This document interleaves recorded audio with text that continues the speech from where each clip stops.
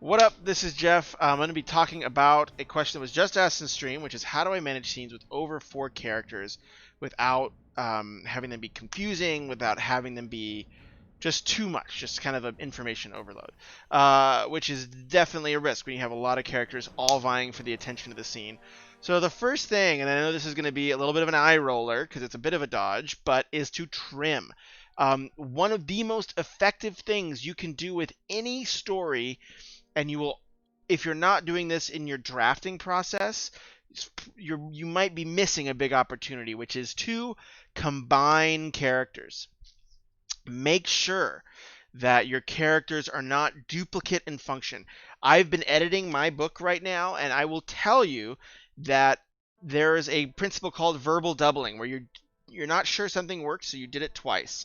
And that happens both in scene and in plot and in sentence structure just as much as it happens with characters, where you want a funny character, so you make two funny characters and you just combine them. And it will give you more complexity and more longevity, and make that character more lasting if you mesh characters together. So that's the first kind of corny, like dodge, I guess, answer to this question. But let's say you've gone through that process, you know that every character you have is necessary.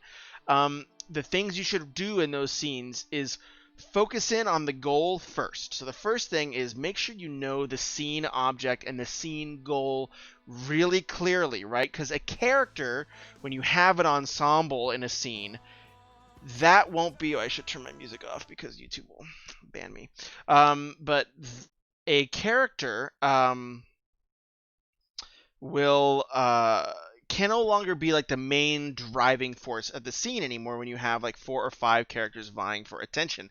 So the thing that needs to be the base driving force of the scene becomes the goal, the whatever the theme of the scene, the outcome of the scene, the obstacle of the scene. Something else needs to really rise to the top. So you need to be extra careful about scene structure. So saying, okay, who's the person, who's the people among those characters, what are all their goals, and how do all those goals interact? Because you might find that maybe you break it up into 2 scenes and it's more effective.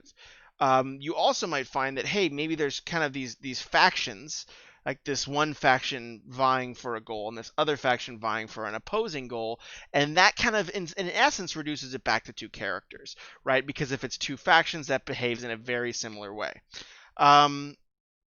The next thing I would kind of think about is, and this is kind of what I do in this story here, is a shifting focus, right? And even though there are all 5 characters in the scene, a character cannot be the driving force when in an ensemble. Something else needs to rise to the top. Yeah, that's something like the goal, the scene goal, the thematic goal, whatever is strong enough. Like, you'll have to kind of decide for yourself what's strong enough to move to the top. But that's something to help.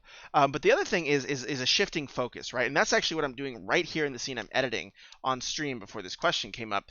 Is there are 5 or 6 characters in the scene, but the attention shifts, and it's like a spotlight. You spotlight different aspects. So like these 3 characters will have a beat, and you kind of, within scenes there are beats, which are kind of the pieces of information or drama that progress. So then these 3 characters will kind of be in a more tight conversation, and then they'll say, oh, well, what about this? And then that idea will come up, another character will jump in, and then the spotlight will shift to another group of 3 characters, and then that other person will jump in and the spotlight will shift. So it's sort of like this shifting spotlight where there are maybe 2 or 3 people having a conversation at a time, and then another person comes in, one of the people drops out of that 2 or 3 person conversation, and then they kind of have a little bit more, like 3 or 4, 5 lines of dialogue, maybe a little bit longer, some action, and then it'll shift. So it's a shifting spotlight is kind of another tool that I'm actually even using here.